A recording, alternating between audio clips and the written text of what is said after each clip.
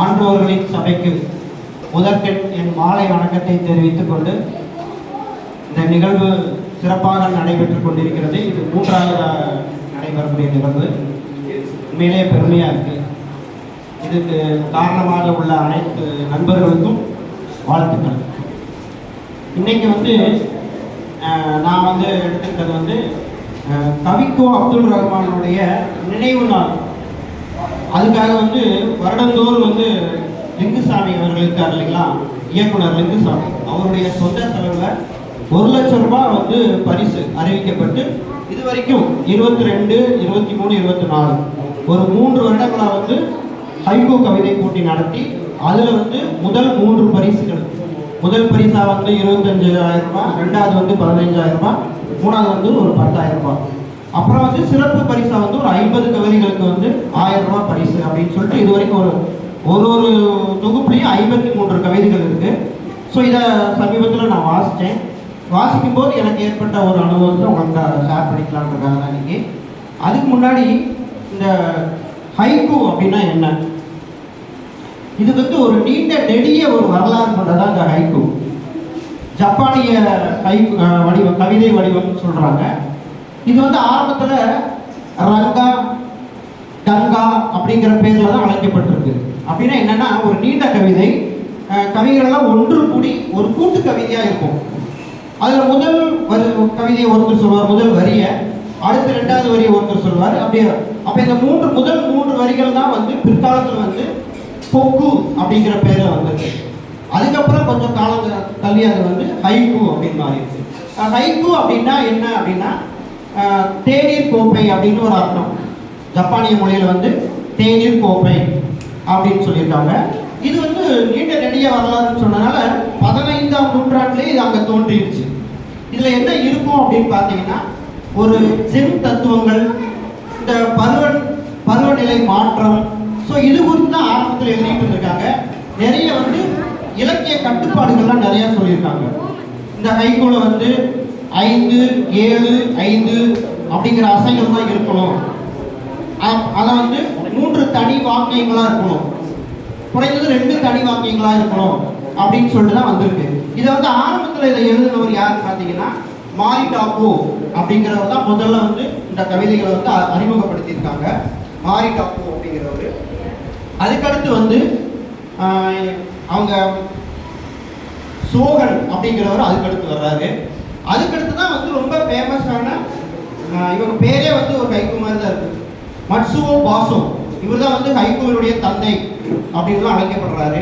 அதுக்கடுத்து இவர் ஜப்பானிய மகாகவின்னு கூட இவரை சொல்றாங்க. அதுக்கடுத்து பூசன், அப்புறம் இஸ்ஸா, சிகி. இந்த பாசோ, இந்த பூசன், இஸ்ஸா, சிகி அப்படின்றவங்கலாம் ஹைக்கூவினுடைய நால்வர்கள் அப்படின்னு சொல்லி சொல்றாங்க.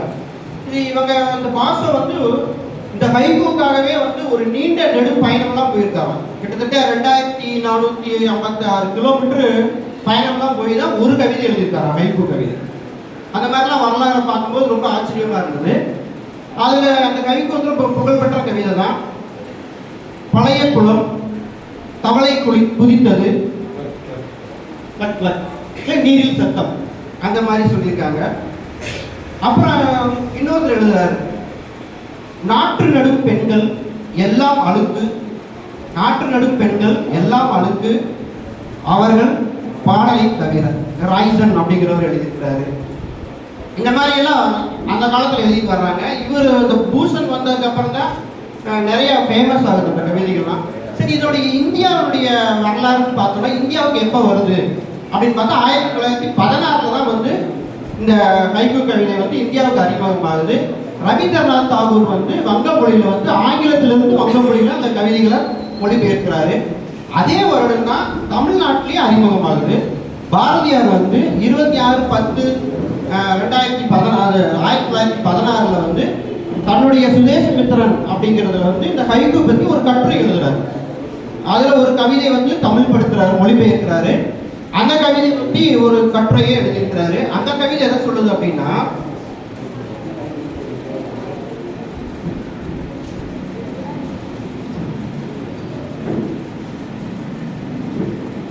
அதாவது அவர் பேர் வந்து அந்த கவிதை எழுதினவர் பேர் வந்து நொகுச்சி புலவரா.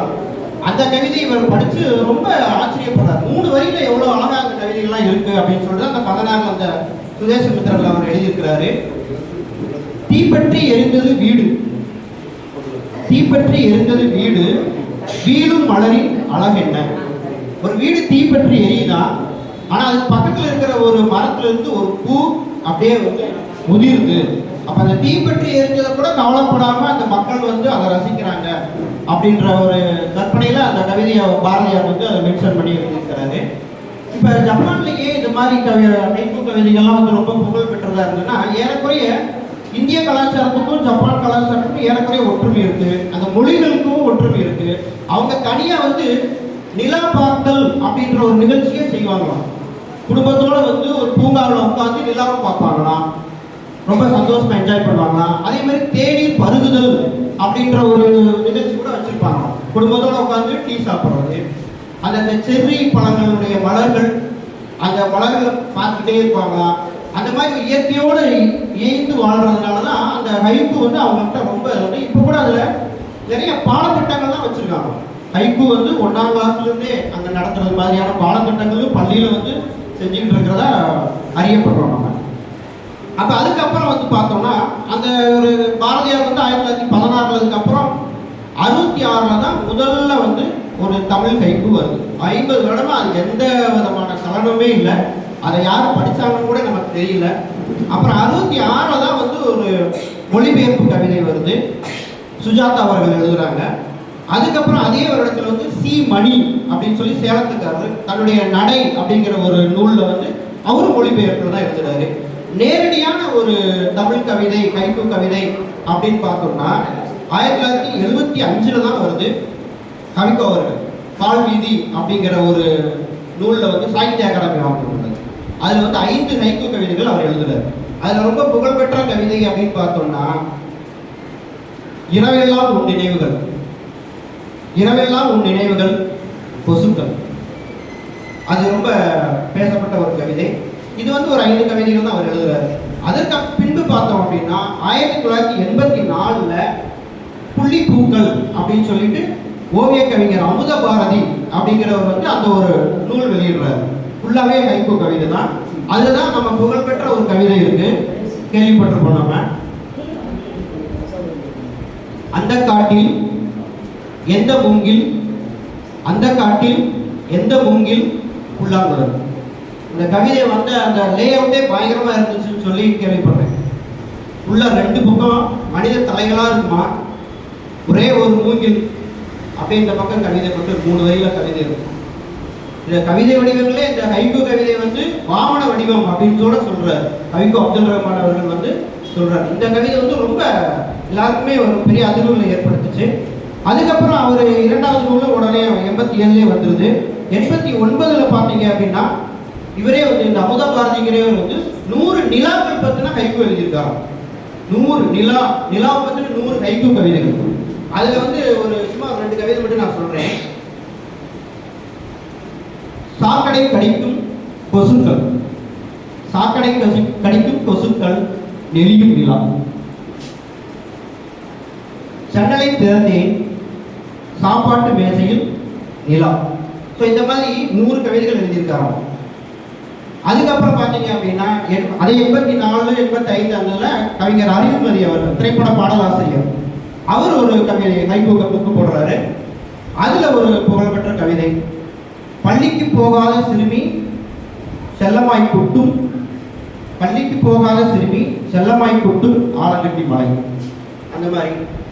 அதுக்கப்புறம் வந்து வாழும் மகாகவி என்று அழைக்கப்படுகிற தமிழன்பன் அவர்கள், அவரு ஹைக்கூவுக்கு வந்து நிறைய புகழ் சேர்த்திருக்கிறாங்க. அவரு அதே 85 சூரிய பிறைகள் அப்படின்னு சொல்லி ஒரு புக்கு போடுறாரு, கவிதை புக்கு போடுறாரு.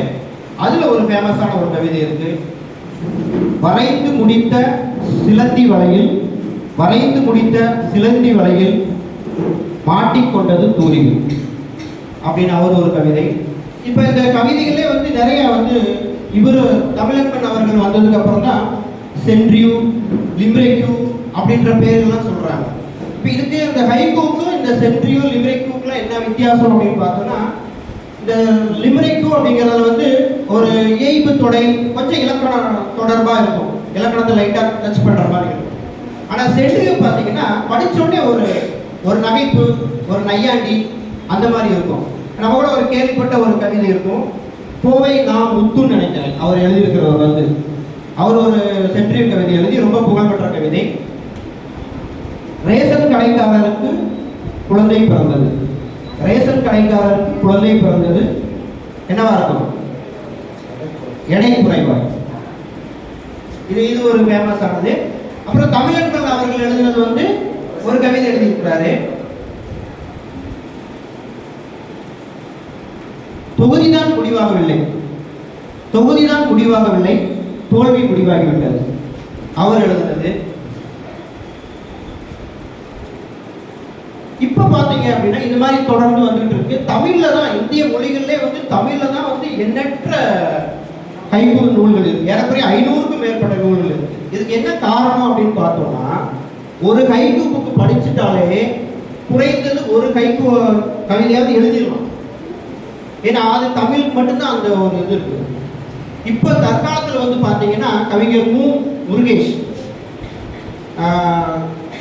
எழுத்தாளர் வெண்ணிலா அவங்க இருக்காங்க இல்லைங்களா, அவங்களுடைய துணைவர் அவர் தான் இப்போ ஹைக்கூ கவிதைக்கு வந்து ரொம்ப ஒரு வழிகாட்டியாகவும் நிறைய ஆய்வு நூல்கள், அவரே கிட்டத்தட்ட 20க்கும் மேற்பட்ட ஹைக்கூ நூல்கள் எழுதியிருக்கிறாங்க. அவருடைய முயற்சியில் தான் நிறைய விஷயங்கள் இப்போ நிறைய பேர் எழுதிக்கிட்டு இருக்காங்க.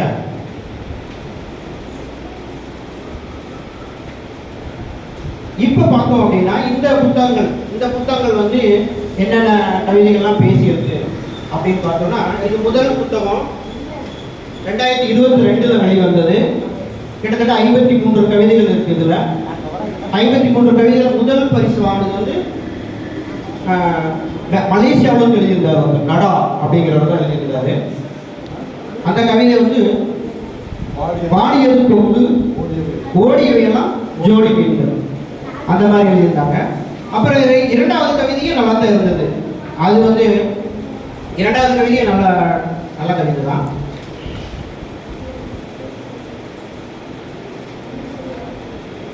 ஆரணி தயானன் அப்படிங்கிறவர் தான் எழுதியிருந்தார். ஆரணியிலிருந்து தயானன். பனி படர்ந்த கண்ணாடியில் கண் வரைந்தேன், பனி படர்ந்த கண்ணாடியில் கண் வரைந்தேன், வழிகிறது கண்ணீர் அப்படின்னு ஒரு கவிதை எழுதியிருந்தாங்க. இப்போ இதில் என்னன்னா, இந்த கவிதையை வாசிக்கிறது கூட ஒரு முறை இருக்குன்னு சொல்றாங்க. முதல் 2 வரியை தான் வாசிக்கணுமா, அதுக்கு 3வது வரி வந்து யோசிக்கணும் அடுத்து என்னவா இருக்கும் அப்படின்னு. அந்த கவிதை எழுதினவருக்கும் அதை சொல்ல வாசகர்களுக்கும் ஒரே இது இருக்கக்கூடாது அப்படின்றாங்க. இவர் என்ன ஒரு தாட்டில் எழுதியிருக்காரோ அது வேற ஒரு தாட்டை வந்து ஏற்படுத்தணும், அதுதான் வந்து உண்மையான ஹைக்கூ அப்படின்லாம் சொல்றாங்க. அதுக்கப்புறம் நிறைய சின்ன ஹைக்கூ நல்லா இருக்கும். புத்தகங்களை படிச்சீங்கன்னா ஒரு தேநீர் பருகிற நேரத்தில் படிச்சு முடிச்சிடலாம், அவ்வளோ இதாக இருக்கு. இன்னொருத்தர் வந்து கஜபதி சென்னை, அவர் எழுதின ஒரு கவிதை, சொல்லி பொறுக்குகிறாள் சிறுமி, சொல்லி பொறுக்குகிறாள் சிறுமி, இறகை விட்டு செல்கிறது மயில் அப்படின்னு ஒரு கவிதை. அதுக்கடுத்து பார்த்தீங்கன்னா பித்தன் வெங்கட்ராமன் சென்னை, அவர் ஒரு கவிதை எழுதியிருக்காரு, தூண்டிலில் சிக்கிய மீன்களின் கண்களில், தூண்டிலில் சிக்கிய மீனின் கண்களில் விடைபெறும் நதி. அப்புறம் சியோமோனோ மகேந்திரன் நிலக்கோட்டைக்காரரு, அவர் ஒன்று எழுதியிருக்கிறாரு, கதவை தட்டும் போதெல்லாம் மரம் குத்தி கொத்தும் ஞாபகம் அப்படின்னு எழுதியிருக்கிறாரு. அப்புறம் கோவை இளையோன் அப்படிங்கிற ஒரு கவிதை எழுதியிருக்கிறாரு, கடைசி இலையும் உதிர்ந்த பின் நிலவை சூடிக்கொள்கிறது மரம் அப்படின்னு ஒரு கவிதை. அப்புறம் கோவை புதியவன் அப்படின்னு ஒரு கவிதை எழுதியிருக்கிறார், சரிந்த மேம்பாலம் இடிபாடுகளில் சிக்கியது ஊழல் அந்த மாதிரி ஒரு கவிதை. அதுக்கடுத்து பார்த்தீங்கன்னா இந்த 23வது வருஷத்துல, இது வந்து 23வது சூரியனை சுமக்கும் பாட்டி அப்படிங்கிறது. அதுல முதல் பரிசு வாங்கின கவிதை வந்து எது அப்படின்னு பார்த்தீங்கன்னா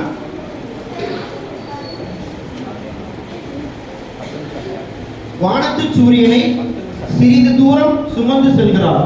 வானத்து சூரியனை சிறிது தூரம் சுமந்து செல்கிறார் தயிர் விற்கும் பாட்டி. அப்புறம் இன்னொரு கவிதை சீனு ராமசாமி அவர்கள் எழுதியிருக்காரு. மணல் திருடனுக்கும் அஸ்தி கரைக்க தேவைப்படுகிறது மணல் அப்படின்னு ஒரு கவிதை.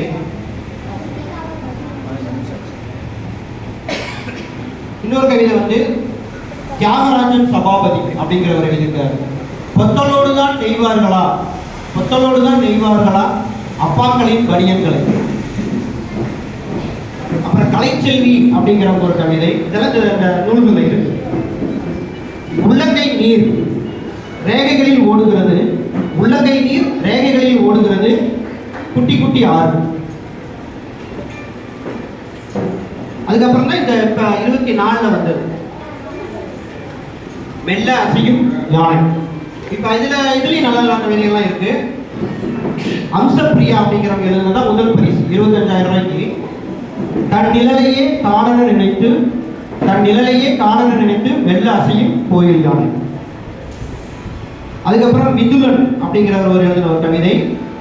யாருக்கு பலன் சொல்கிறது பள்ளி, யாருக்கு பலன் சொல்கிறது பள்ளி காலி செய்த வீட்டில். அப்புறம் நம்ம கம்பத்துக்காரங்க எழுதியிருக்காங்க. சர்ஜிலா பர்வி யாபு அவங்க ஒரு கவிதை எழுதியிருந்தாங்க. அதுவும் பரிசுக்குரிய கவிதை தான். குஞ்சுகளுக்காய் பஞ்சாரக்குடை முடைகிறது, குஞ்சுகளுக்காய் பஞ்சாரக்குடை முடைகிறது கோழியை அறுத்த கத்தி. ஸோ இந்த மாதிரி நிறைய கவிதைகள். இந்த ஒரு 3 இது ரொம்ப விலை கம்மி தான், 130 ரூபா அந்த ரேஞ்சில் தான் இருக்கும். ஒரு டீ குடிக்கிற நேரத்தில் எல்லாத்தையுமே படித்து முடிச்சிடலாம். ஆனால் கண்டிப்பாக இதை படிச்சுட்டோம் அப்படின்னா நம்ம ஒரு கவிதை எழுதிடலாம். அந்த அளவுக்கு தான் நீங்கள் அந்த கவிதையினுடைய எளிமையாக இருக்கும். இந்த ஹைக்கூ கவிதைங்கிறது அந்த கவிஞனுடைய என்ன காட்சி, அந்த கணத்தில் நம்ம என்ன காட்சியை பார்க்குறோமோ அதை பதிவு பண்ணணும். அந்த ஜப்பானிய ஹைக்கூ கவிதையெல்லாம் கூட ஒரு கவிதை படித்தேன். சிறைபிடித்த விரல்களில் தீபம் ஏற்றுகிறது, சிறைபிடித்த விரல்களில் தீபம் ஏற்றுகிறது மின்மினி. நம்ம பூச்சி பிடிக்கிட்டா கையில் ஒரு ஒளிர்கள் தெரியும் இல்லையா? ஸோ அதை பற்றி எழுதியிருக்கிறாங்க. அந்த மாதிரி நீங்கள் வந்து வெறுமனே படிப்பாளிகளாக இருக்கிறத விட இந்த ஹைக்கூ கவிதைகளை நீங்கள் படிச்சீங்கன்னா ஒரு படைப்பாளியாகவும் ஆவீங்க அப்படிங்கிறத சொல்லிக்கிட்டு இந்த வாய்ப்புக்கு நன்றி.